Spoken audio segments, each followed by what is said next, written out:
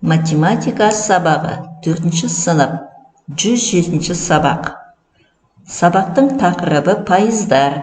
Мақсаты бүтіннің 100-ден 1 бөлігі пайызды табуды үйренесің. Ал енді балалар, серкету сәтін жасап алайық. Егер саған ұнаса.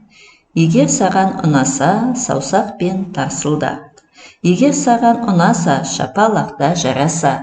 Егер саған ұнаса, аяғыңмен тарсылдат. Егер саған ұнаса, айтайықшы тамаша.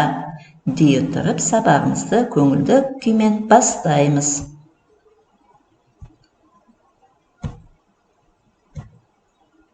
Ал енді балалар, диаграммаға қарайық. Сұраққа жауап берейікші. Тұрмыстық қалдықтың қанша пайызы өңдеуге жарамды екен?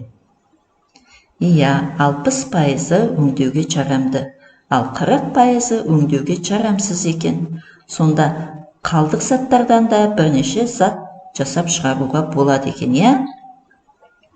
Бұл экологиялық мәселелер шешуде үлкен маңызға ие екен. Ал енді балалар, есіңе сақта. Бүтіннің 1%-ын табу үшін бүтінді теңдей 100 бөлікке бөліп алып, осындай 1 бөлігін алу керек. Мысалы, 500 килограмның 1%-ын табу үшін 500 килограмды 100-ге бөліп 1-ге көбейтеді екенбіз. 500-ді 100-ге бөліп 1-ге көбейтсек 5. Сонда 500 килограмның 1%-ы 5 килограмға тең екен.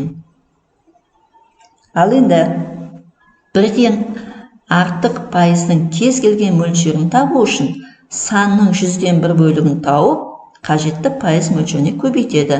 Мысалы, 500-дің 3%-ын табу үшін 500-ді 100-ге бөліп 3-ге көбейтеді екенбіз. 15-ке тең болады. Яғни 500-дің 3%-ы 15-ке тең екен. Ал енді мына сұраққа жауап беріңдер. Егер 1% дегеніміз санның 100-ден 1 үлесі болса, оны қалай табуға болады? Кәнеки балалар, өзіндік жұмыс. Өздеріміз шығарып көрейікші. 900 килограмның 1%-ы нешеге тең? 1800 теңгенің 1%-ы нешеге тең? Іске сәт. Ал енді өзіміз тексереміз. 900 килограмның 1%-ын табу үшін 900 килограмды 100-ге бөліп 1-ге көбейтеді екенбіз. Сонда 9 килограмға тең. 900 килограмның 1%-ы 9 килограмға тең. Ал 1800-дің 1%-ын табу үшін 1800-ді 100-ге бөліп 1-ге көбейтеді екенбіз. 18-ге тең. Яғни 1800-дің 1%-ы 18 теңге екен. Келесі тапсырма. 4-ші тапсырма. Есепті шығар. Ай сайын ата-анасы айнаға 1200 теңге береді. Айна бұл ақшаның 1/4-ін қыздарға арналған ай сайын шығатын журналға, 1/3-ін мектеп дәмханасына жұмсайды. Ал қалғанын жаңа телефон алуға жинау үшін салып қояды. Айна телефон алуға қанша ақшасын салып қояды? Яғни 1200 теңгенің 1/1%-ын табамыз. Онан кейін 1200 теңгенің 1/3%-ын табамыз. Дәмханаға қанша салады екен? Содан соң қалғанын табамыз. Қалғанын табу үшін не істеуші едік, балалар? Кәнеки есепті шығарып көрейік, онан кейін өзімізді тексереміз. Ал енді балалар, өзіміз тексерейік. 1200 теңгенің 1/1%-ын табу үшін 1200-ді 10-ға бөліп 1-ге көбейтеді екенбіз. Сонда олар ай сайын журналға 120 теңге жұмсайды екен. Ал 1200 теңгенің 3/1 бөлігін табу үшін 1200-ді 3-ге бөліп 1-ге көбейтеді екенбіз. Сонда ол мектеп асханасына ай сайын 400 теңге жұмсайды екен. Енді қалған ақшасын табу үшін біз жаңағы ай сайын шығатын журналға жұмсайтын ақшасы мен мектеп дәмханасына жұмсайтын ақшаны қосып алып, барлығынан алып тастаймыз. Сол кезде 680 теңге қалады екен. Жауабы айна телефон алуға 680 теңге салып қояды екен. Яғни жауабы айна телефон алуға 680 теңге салып қояды екен. Өте тамаша. Келесі 5-ші тапсырманы орындайық. Бөлшек түрінде жаз. 8 сантиметр 1 сантиметрдің қандай бөлігін құрайды? 4 сантиметр 1 сантиметрдің қандай бөлігін құрайды? 36 миллиметр 1 дециметрдің қандай бөлігін құрайды? 83 миллиметр 1 дециметрдің қандай бөлігін құрайды?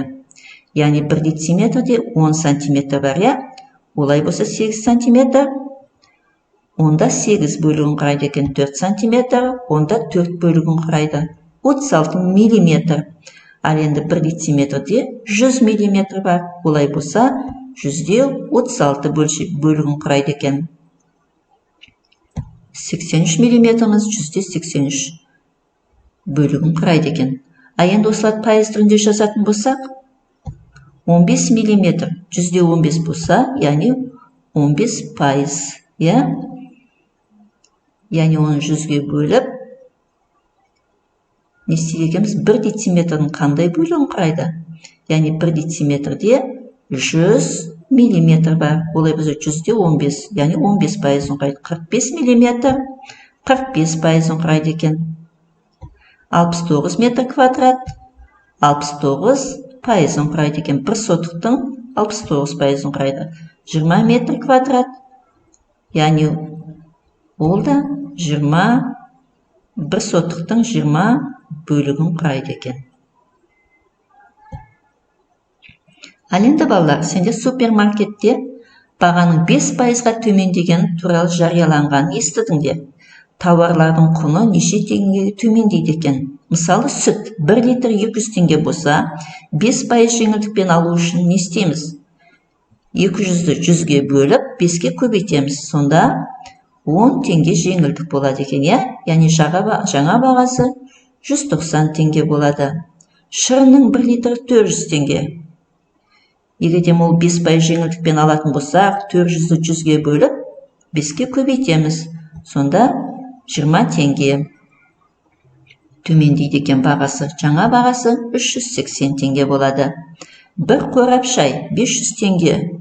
5 пайыз жеңілдікпен алатын болсақ, 500-ді 100-ге бөліп, 5-ке көбейтеміз. Сонда 25 теңге үнемдейді екенбіз. Яғни жаңа бағасы 475 теңге болады. Айранның 1 литрі 300 теңге. 5 пайыз жеңілдікпен алу үшін 300-ді 100-ге бөліп, 5-ке көбейтеді екенбіз. Сонда 15 теңге үнемдейміз. Ал жаңа бағасы 285 теңге. Сонда біз барлық затты алу үшін 70 теңге үнемдейді екенбіз. Тамаша балалар. Ал енді бүгінгі сабаққа кері байланыс берейікші. Ұстазға хат жазамыз. Бүгінгі тақырыпта сендер не түсіндіңдер, не түсінбедіңдер, сол туралы хат қалдырыңдар. Сол хаттарың бойынша келесі сабақта жұмыс жасаймыз. Сау болыңдар балалар. Рахмет.